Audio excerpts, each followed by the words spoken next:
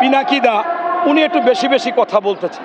আপনারা জানেন যে এই পিনাকিদার ব্যাপার নিয়ে অনেক ভালো ভালো গুণীজনরা টকশোতে এসে বলেছেন যে উনি ফেরারি, উনি ঔষধ কোম্পানিতে অনেক টাকা দুর্নীতি করেছে, মানুষের জন্য খারাপ ঔষধ তৈরি করেছে। আবার উনি গণজাগরণের মঞ্চের সময় বলেছে যে গণজাগরণ মঞ্চের যারা বিরোধী করবে তারা রাষ্ট্রদ্রোহী, তারা রাজাকার, তারা এই স্বাধীনতার বিপক্ষে, এরকম বলেছে।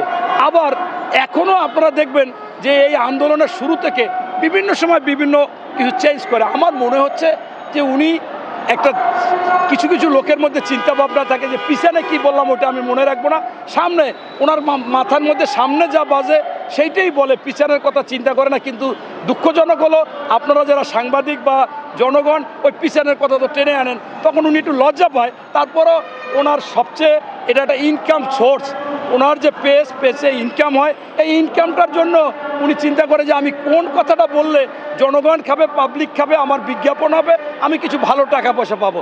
এখন আপনারা যারা আছেন তারা তো এইরকম চিন্তা করেন না, আপনারা একটা গুজব বা মিথ্যে কথা বলতে পারেন না, কিন্তু উনি সুন্দর করে বলে ফেলতে পারে। বলে ফেললে কি আর করার আছে?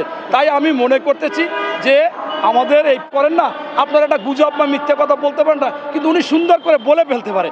বলে ফেললে কি আর করার আছে?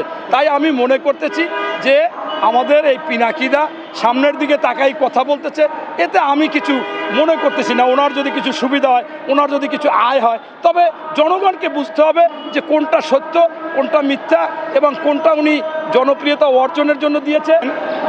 সালাম।